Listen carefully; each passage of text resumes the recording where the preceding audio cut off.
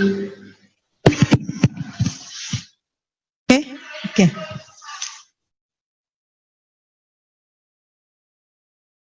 Bismillahirrahmanirrahim. Assalamualaikum warahmatullahi wabarakatuh.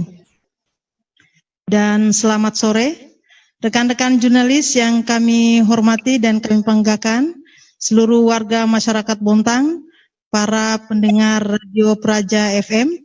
Hari ini kami dari Posko PSC yang juga sekaligus Media Center kembali hadir untuk menyampaikan perkembangan situasi terkini COVID-19 Kota Bontang. Alhamdulillah bersama kami setelah 2 kali conference tidak membersamai, hari ini segar, bugar, produktif di samping kami, Bapak Kepala Dinas kita, Bapak Dr. Bahaudin MM, insya Allah akan menjadi narasumber kita di kesempatan hari ini. Dan juga seperti biasa didampingi oleh tim kami ada Bapak Adi Purmana SKMMM selaku Koordinator Divisi Surveillance dan saya sendiri Jamila Suyuti dari Divisi Komunikasi dan Promosi Kesehatan. Baik, untuk selanjutnya kami persilahkan Bapak Kepala Dinas untuk menyampaikan rilis kita hari ini. Ya baik, Assalamualaikum warahmatullahi wabarakatuh. Selamat sore, salam sejahtera untuk kita semua. Yang saya hormati Bapak Ibu warga masyarakat Bontang yang saya cintai, yang saya hormati para pendengar suara Radio Praja FM dimanapun siarannya dapat diterima. Yang saya hormati rekan-rekan jurnalis, pada sore hari ini kembali kami akan menyampaikan perkembangan terbaru terkait dengan COVID-19 di Kota Bontang. Bapak Ibu sekalian, bahwa tadi pagi kami dari tim gugus ya, kerjasama dengan dari Polres dan Kodim telah melakukan apel siaga terkait dengan desinfeksi di 13 titik di 13 kelurahan di Kota Bontang. Tadi pagi bersama dengan Kapolres, Ibu Wali Kota telah melepas tim desinfektan dan serentak bergerak di 13 titik tadi 13 kelurahan ya di 13 titik. Dan sampai siang tadi alhamdulillah sudah selesai. Nah, mudah-mudahan nanti ini menjadi pemicu ya kepada tempat-tempat umum, baik itu di tempat-tempat usaha, kemudian di tempat-tempat ibadah, di kantor, ya di perusahaan, ya bank-bank, ATM. Nah ini, yang ATM ini Bapak Ibu sekalian harus hati-hati ya, karena orang pasti setiap saat akan keluar masuk ATM. Nah, Bapak Ibu betul-betul harus safety di dalam menggunakan ATM. Mungkin kita masuk ATM tidak sadar, memasukkan kartu, tidak memakai alat, tidak memakai sarung tangan, tisu dan sebagainya, tidak sadar kita pegang ATM lagi, pegang HP, pegang apa saja mungkin di tubuh kita. Nah, tanpa sadar kalau ada penderita COVID sebelumnya yang masuk ke situ, nah disitulah biasa bisa menjadi sumber. Nah, jadi kepada pihak bank kami harapkan, kami mewanti-wanti untuk senantiasa memberikan sosialisasi atau memberikan pengumuman ya di ATM senternya ya, sehingga ATM tidak menjadi sumber penularan. Bapak Ibu sekalian, bahwasanya nyata bahwa COVID ini ada, nyata bahwa COVID ini bisa saja ya merenggut nyawa seseorang.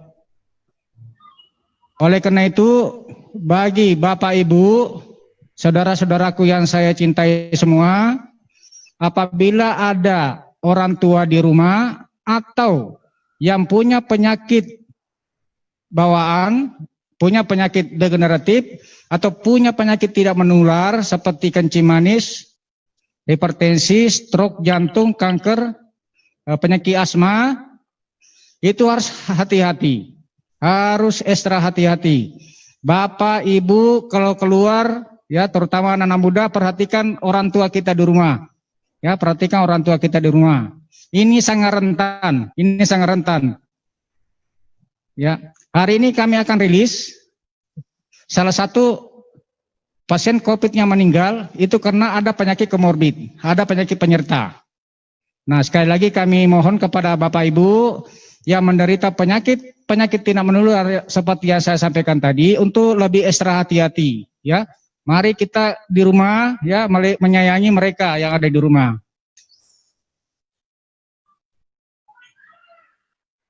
Baik Bapak Ibu sekalian, bahwa hari ini kami akan menyampaikan bahwa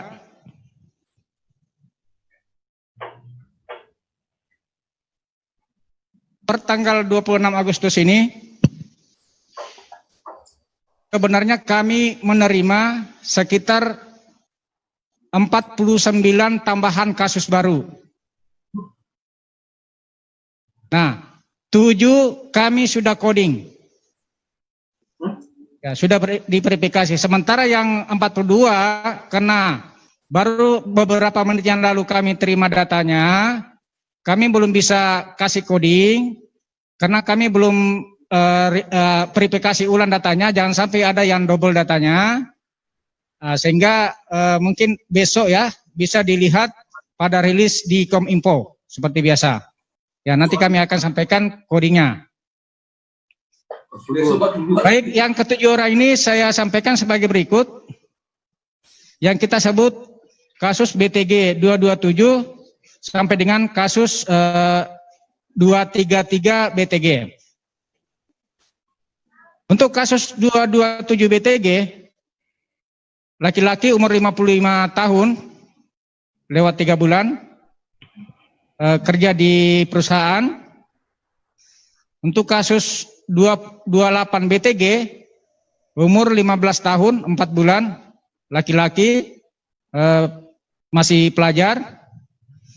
Kemudian ada kasus 229 BTG, umur 59, perempuan, 51 ya, saya ulangi. Untuk kasus 229, umur 51, jenis kelamin perempuan, pekerjaannya masih dalam verifikasi. Ya, kemungkinan keluarga sebelumnya ya. Kemudian kasus 230 BTG, umur 20 tahun 6 bulan, jenis kelamin laki-laki, pekerjaannya di sini belum ada. Kemudian kasus 231 BTG, umur 45 tahun, jenis kelamin perempuan. Nah, untuk kasus 230, 231 adalah kontak erat dengan kasus 02 BTG, anak dan istri, yang merupakan klaster PKT. Saya ulangi bahwa untuk kasus 230 BTG dan kasus 231 BTG adalah kontak erat dengan 102 BTG yang merupakan anak dan istri dengan klaster PKT sebelumnya. Kemudian untuk kasus 232 BTG adalah seorang perempuan umur 61 tahun 5 bulan. Sedangkan kasus 232 BTG ini adalah kontak erat dengan kasus 89 BTG, merupakan istrinya, dan itu merupakan klaster HOP, ya, klaster yang sebelumnya. Kemudian kasus terakhir itu adalah kasus 233 BTG, perempuan umur 4 tahun 2 bulan. Ya, 46 tahun 2 bulan.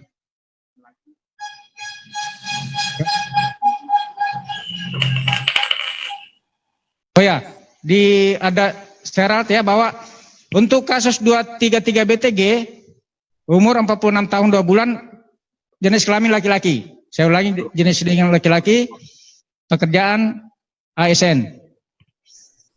Untuk kasus 233 BTG sebelumnya ditetapkan sebagai suspek ya pada tanggal 18 Agustus kemarin dan sudah dirawat di RSUD Taman Husada Bontang. Terkait dengan kasus 227 BTG yang meninggal tadi subuh, bahwa pada tanggal 10 Agustus pasien tersebut mengikuti screening massal perusahaan, dilakukan rapid swab antigen dan swab PCR. Nah, rapid antigennya saat itu adalah non reaktif. Kemudian pasien berobat ya pada tanggal 18 berobat dengan keluhan batuk, pilek, dan diberikan obat-obatan dan bisa berobat jalan. 2 hari kemudian tanggal 20 Agustus sekitar jam 9 malam kasus 227 BTG ini masuk kembali berobat ya dan langsung masuk di IGD. Keluhan pada saat masuk di IGD itu adalah batuk, pilek, ada sesak dan demam. Tidak ada riwayat kontak dengan pasien terkonfirmasi positif sebelumnya. Kemudian tidak ada riwayat perjalanan, namun ada komorbidnya, penyakit penyertanya itu adalah hipertensi dan diabetes. Setelah dilakukan pemeriksaan foto ronsen, ditemukan ada gambaran pneumonia, dilakukan rapid swab antigen lagi dan non reaktif, namun pihak rumah sakit melakukan swab dan ditetapkan sebagai suspek. Pada kemarin sore hasil swabnya keluar dan terkonfirmasi positif COVID.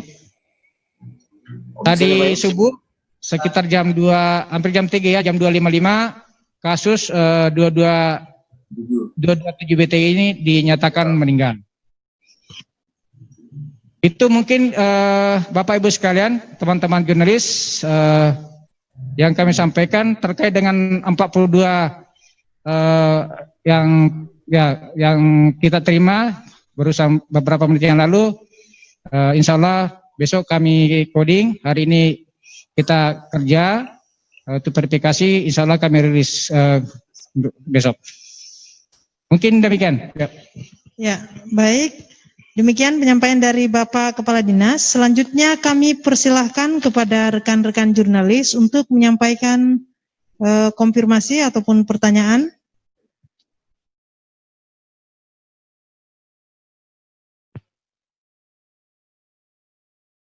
Belum ada? Oke, kalau belum ada kami persilakan kembali Pak, mungkin bisa dijelaskan kembali terkait protokol kesehatan 3M, kemudian hal-hal yang saat ini sedang giat dilakukan oleh pemerintah sebagai bagian dari upaya untuk perlindungan masyarakat dan ataupun juga beberapa pengumuman penting yang perlu diketahui masyarakat terkait penambahan atau kelompok dari kasus kita, itu biasa kita sebut klaster-klaster kasus kita. Silakan Pak. Ya, baik Bapak Ibu sekalian. Minus 42 kasus tadi yang masih dalam proses verifikasi, bahwa sampai saat ini kita sudah ada 233 kasus, kelas dengan rincian sebagai berikut. Klaster perusahaan PKT sebanyak 172, klaster HOP 14, kemudian klaster berbas 5, non klaster 42. Totalnya 233. Bapak Ibu sekalian, teman-teman jurnalis, bahwasanya tadi pada saat selesai apel siaga untuk jalan desinfektan, Ibu Wali Kota mencanangkan gerakan Bontang bermasker. Jadi Bapak Ibu sekalian, mari kita bekerja sama ya untuk gerakan Bontang bermasker. Jadi apabila ada siapapun yang kita temui, ya, kita supaya menyampaikan untuk segera memakai masker. Dan Bapak Ibu di rumah sebelum keluar rumah periksa dulu baik-baik apakah ada masker di bawah, dan sebelum keluar rumah pakai masker, ya, pakai masker. Jadi mungkin saya sedikit kasih supaya kita gampang kalau di jalan. Kalau kita menemukan orang yang tidak memakai masker, kita pakai kode begini, ya, pakai begini. Artinya apa? Pakai masker, pakai masker. Ya, kita pakai kode begini, ya, supaya kode begini itu bisa menjadi kita viralkan bersama-sama di Bontang, supaya kita betul-betul bisa memutus mata rantai, ya, virus ini, ya. Ini Bapak Ibu jangan main-main. Sudah ada korban di depan mata kita, mungkin tetangga kita, mungkin keluarga kita. Sudah ada korban. Jangan sampai ada korban-korban berikutnya. Mungkin itu Bapak Ibu. Jadi sekali lagi mari kita gelorakan gerakan Bontang bermasker. Ya, gerakan Bontang bermasker. Nah, itu yang kita viralkan supaya betul-betul semua masyarakat bisa sadar, ya, sesadar-sadarnya, sehingga kita semua bisa terhindar dari penyakit ini. Jangan sampai penyakit ini, ya, kita bawa pulang ke rumah. Kasihan orang-orang tua kita ada di rumah.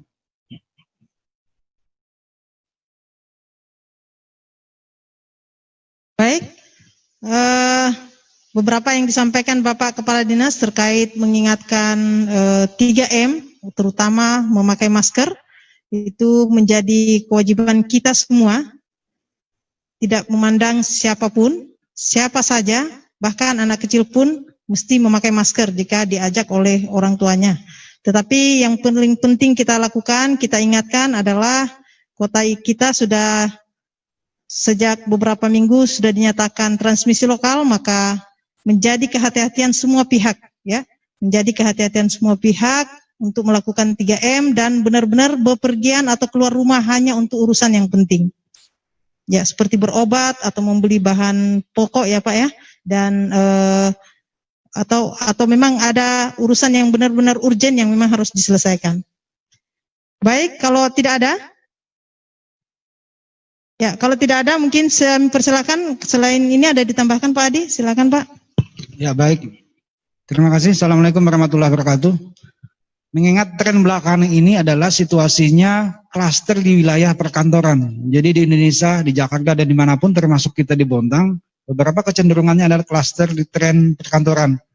Jadi mohon protokol di tempat kerja yang sudah sempat dibuatkan oleh Kemenkes untuk kembali dicermati. Mungkin berbeda dengan di luar ruangan. Di dalam ruangan, situasi kerja kita walaupun dengan masker dan sebagainya, namun dalam jangka waktu yang cukup lama, itu tidak akan mampu. Jadi perlu manajemen ruangan, perlu sterilisasi ruangan dan sebagainya, itu harus diperhatikan. Penempatan posisi pegawai dan sebagainya itu juga harus dilihat. Bagaimana pegawai yang punya komorbid, bagaimana pegawai yang punya faktor risiko, itu harus diperhatikan. Pegawai-pegawai yang di front office selayaknya adalah pegawai yang fit, sehat, dan lainnya. Kemudian pegawai-pegawai yang tidak fit dan lainnya, silakan di back office atau bahkan WFH saja. Mengingat memang saat ini klaster yang ada di Bontang, ya trennya tetap malah semakin meningkat, ya. Belum ada kondisi penurunan kita. Jadi sekali lagi perhatian untuk kondisi perkantoran, perbankan dan sebagainya, mohon lebih perhatian lagi, dicek lagi bagaimana kondisi ruangannya. Tidak hanya sekedar protokol yang kita jalankan, tapi lebih lagi dari itu. Inspektor secara berkala, lihat kondisi pegawai. Kalau memang pegawai ada yang tidak bergejala, demam dan sebagainya, dipersilakan untuk WFH, tidak perlu dipaksakan. Dipersilakan saja untuk WFH, dijalankan kembali protokol untuk karantina setelah perjalanan. Jangan lupa setelah perjalanan, kondisi apapun, walaupun dia merasa sehat, fit dan sebagainya, sebaiknya dan seharusnya karantina mandiri dulu di rumah, setelah itu baru masuk kerja kembali. Saya kira demikian, terima kasih. Assalamualaikum warahmatullahi wabarakatuh. Kami persilakan lagi Pak, silakan ditambah terkait penjelasan kelompok rentan tadi. Mungkin sekaligus closing statement, ya, mungkin, ya. Baik Bapak Ibu sekalian, bahwa seperti yang disampaikan tadi oleh Pak Adi, juri bicara, Gugus, saya menambahkan bahwa akhir ini memang kami banyak mengeluarkan rekomendasi-rekomendasi untuk penyelenggaraan acara-acara. Kami sampaikan bahwa tolong penanggung jawab ya acara tersebut memperhatikan betul-betul apa yang menjadi penyampaian ya, apa sebagaimana list yang kami sampaikan ya pada saat sebelum penandatanganan penanggung jawab ya, yang menandakan bahwa kami memberikan rekomendasi. Itu ada beberapa item ya yang kami sampaikan, tolong betul-betul dicermati, dikasih tahu ya panitianya supaya betul-betul menjalankan protokol kesehatan yang baik. Ya, tentu dalam hal ini kita tidak mau menambah klaster-klaster baru. Kita tidak mau menambah klaster-klaster acara. Nah, oleh karena itu, mari kita sama-sama mencermati apa yang disampaikan oleh petugas-petugas kami pada saat datang ke PSC untuk mengambil surat rekomendasinya. Kemudian Bapak Ibu sekalian, tentu dalam era new normal ini, tentu ada mungkin ya yang bahwa menjadi suatu tatanan baru apabila kita keluar rumah ya, nanti tolong diperhatikan interaksi ya, interaksi seminimal mungkin ya dengan orang-orang yang kita tidak kenal. Meskipun kita kenal, tapi kalau mereka tidak menjalankan protokol kesehatan ya dengan baik dan benar, silakan untuk memberikan pencerahan kepada mereka atau bagaimana supaya kita bisa terhindar ya dari interaksi langsung tersebut. Ya. Jadi kita jangan ragu ya untuk menyampaikan, jangan ragu untuk menegur, ya, jangan ragu untuk mengingatkan mereka ya supaya sama-sama kita menjaga, sama-sama kita saling menjaga. Kemudian untuk tempat-tempat ibadah itu masih ada yang saya dengar bahwa masih ada yang memakai karpet. Nah, mungkin setelah ini tolong nanti tempat-tempat ibadah yang masih menggunakan karpet itu agar segera digulung karpetnya, disimpan baik-baik. Kemudian masjid atau tempat ibadah yang lain yang menggunakan AC untuk sementara ini jangan menggunakan AC dulu, ya, jangan menggunakan, jangan menggunakan AC dulu. Kemudian tempat penitipan anak ini yang harus kita hati-hati. Ada beberapa yang sudah buka, nanti tolong diperhatikan. Ibu-ibu tolong diperhatikan. Yang akan menitipkan anaknya diperhatikan baik-baik, ya, dipikirkan baik-baik, ya, sebelum bertindak. Jangan sampai nanti ada hal-hal tentu dalam hal ini kita tidak menginginkan bersama. Ya, mungkin itu Bapak Ibu sekalian yang kami sampaikan. Terima kasih telah bersama dengan kami selama ini. Baik, demikian closing statement dari Bapak Kepala Dinas Kesehatan, dan tidak bosannya kami tetap menyampaikan lakukan 3M, menjaga jarak, mencuci tangan, dan memakai masker. Itu merupakan adaptasi kebiasaan baru kita, dan nantinya dengan pemberlakuan perwali, pelanggaran terhadap protokol ini akan dikenai sanksi baik secara individu maupun pada penanggung jawab atau pelaku usaha, industri, dan tempat kerja. Baik, demikian konferensi kami pada kesempatan sore hari ini, dan kami sampaikan kepada rekan-rekan jurnalis, terima kasih untuk terus mengabarkan dan ikut mengedukasi masyarakat dengan menyampaikan informasi yang valid hanya dari channel kami, dari Media Center, dari Posko PSC. Demikian, billahi taufiq wal hidayah. Assalamualaikum warahmatullahi wabarakatuh.